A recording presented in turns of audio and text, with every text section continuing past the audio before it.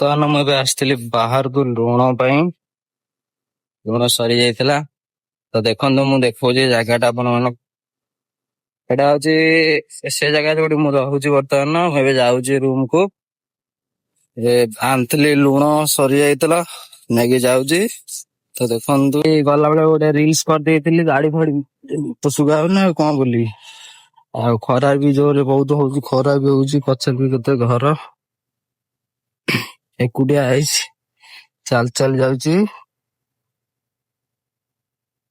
ସେ ଘର ଏଇଟା, ସେ ଘର ସେ ଜାଗା।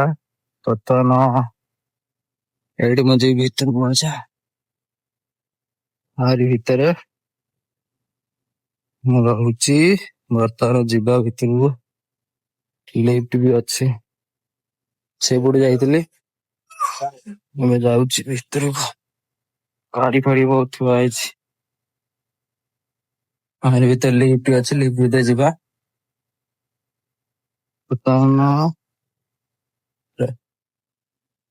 ନା ନା ଏଠି ଲିଫ୍ଟ ଅଛି।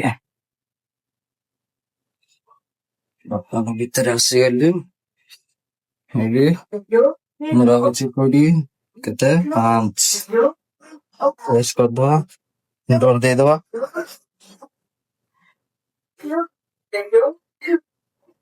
ଲିଫ୍ଟ ଯାଉ ଉପରକୁ ଚାଲିଛି।